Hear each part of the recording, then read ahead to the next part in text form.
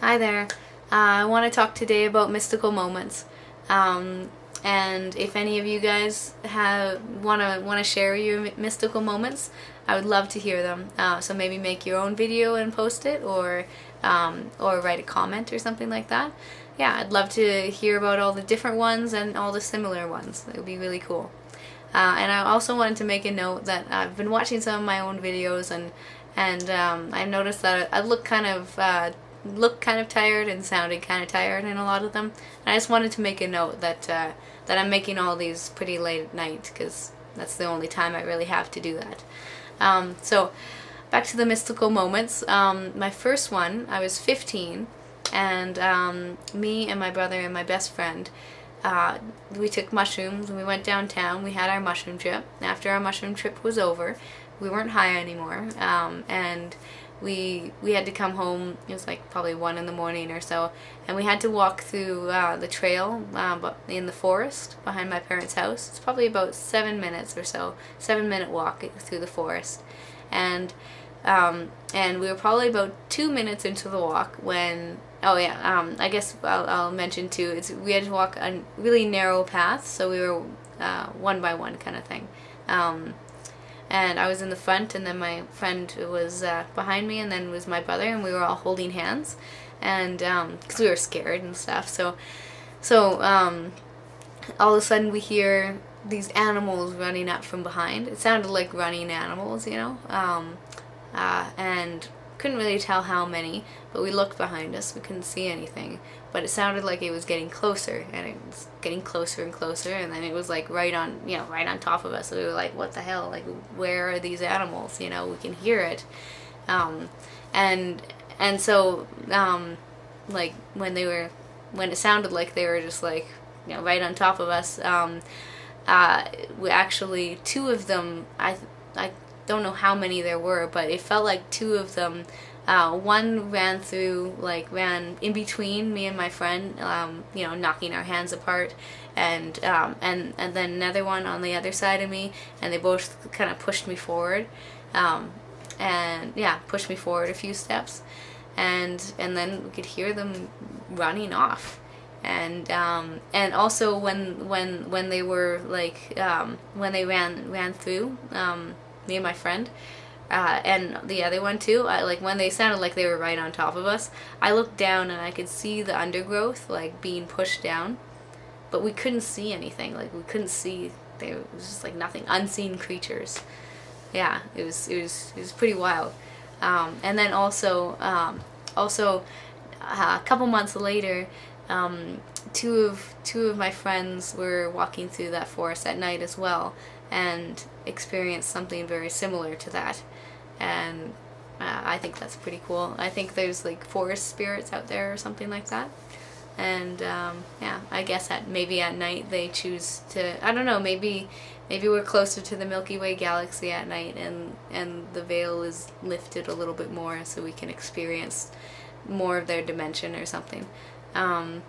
So that was that one. And then the second one is, this happened 4 years ago, and it was the day, or I guess it happened at night. It was the night that my son was born, and I had him at 3:30 that day, and then we went to sleep in the hospital, and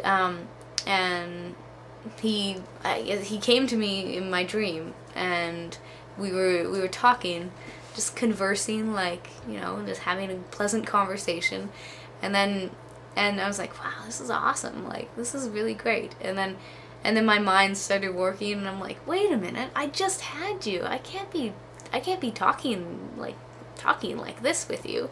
And then he kind of looks down and shakes his head and is like, okay, you know, okay, if that's what you believe, then.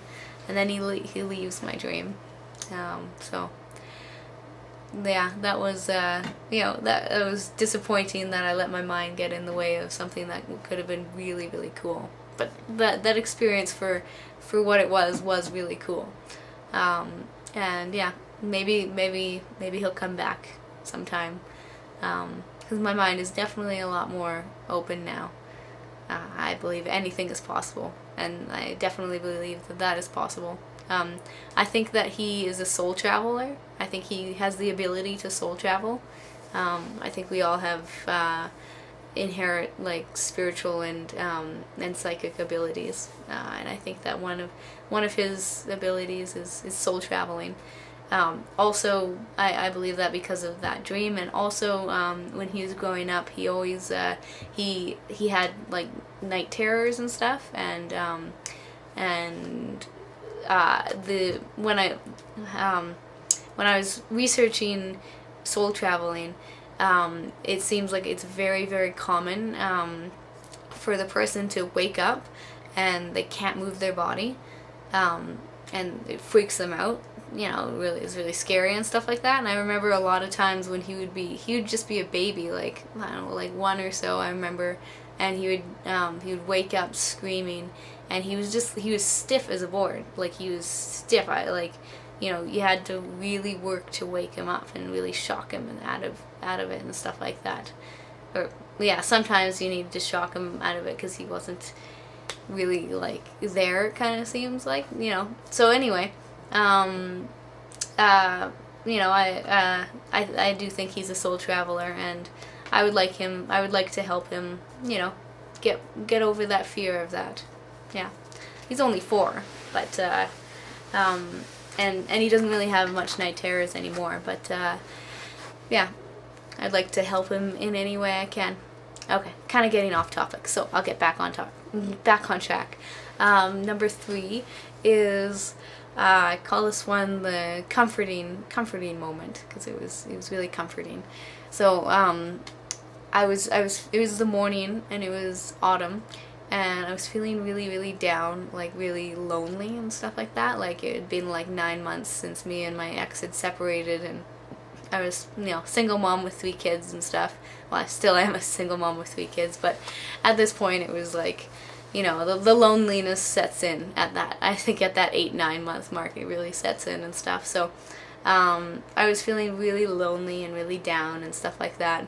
Just feeling like all these really earthly, like, I don't know, like needs not being met or whatever. But anyway, I was walking to the bus stop, and yeah, I was going through this field, and at the end of this field there's like, well, there's a little path through the field, and at the end of the field there's these big trees, kind of like a archway of trees, and there's lines of trees there through the path and stuff like that, and like at the end of the field. And so when I walk through that threshold, I guess threshold is a good word, when I walk through that threshold of trees there, I was just hit with the most beautiful scene I've ever it was just so perfect.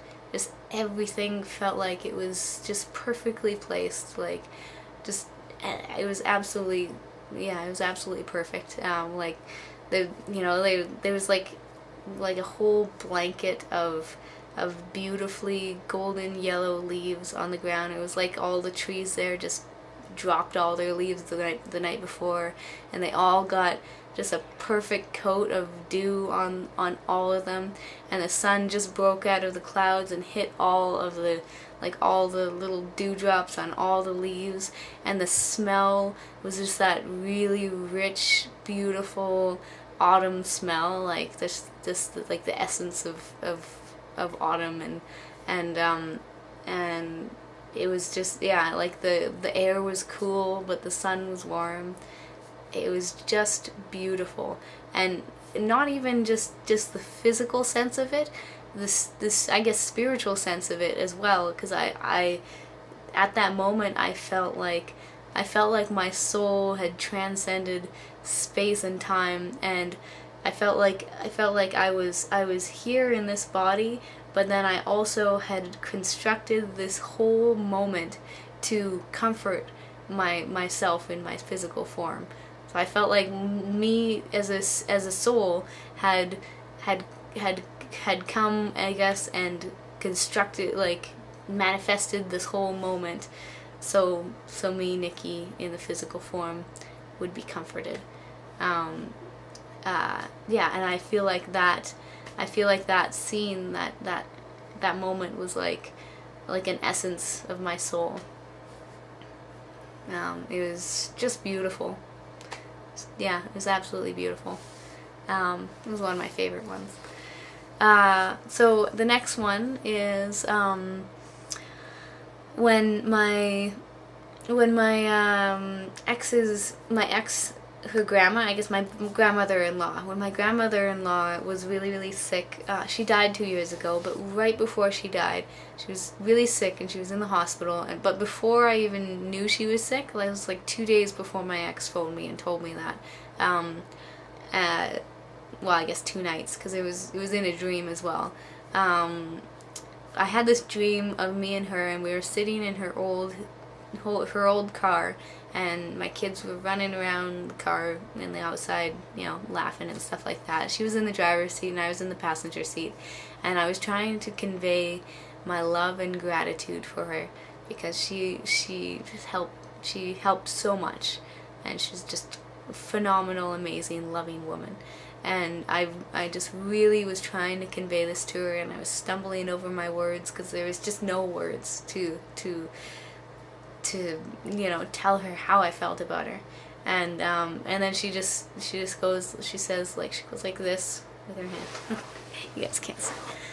She goes like this with her hands. She's like, it's okay, it's okay. It's okay. I know it's okay. And then I really felt like at that moment she knew how I felt, and it was okay because she knew. And then the interesting part in this story is when I did find out that she was sick, I phoned my mom, who lives in the same town as she did. I was 13 hours away. And so I phoned my mom, and I wanted my mom to bring some pictures that she had up to the hospital, so Grandma Woods could look at the pictures of the kids. And then she did that, and then she went back to her house, and I phoned her, and I was like, okay, well, how is she? How did it go, and stuff like that. And she said, oh yeah, it went well. And then she told me that she was going in and out of consciousness, and when she was out of consciousness, she was saying, it's okay, and she was going like this, and just kind of like soothing kind of like, it's okay kind of thing. And I think she was going around to people who would be receptive to that kind of thing. I think she was going around and, like letting people know it's okay, because there was a lot of her family and stuff like that, like really didn't want her to go. She was 88, but still, like, she was a really phenomenal woman, and they were just like, no, can't die, it's crazy. But I think that she was going around and letting them know that it's okay. She was ready and stuff. So that was a really cool one. I'm gonna stop this one, and I'm gonna make another video. I just don't want to run out of time because my little thing doesn't have a timer. Yeah, I will be back with 4 more or so. Okay, thank you. Bye bye.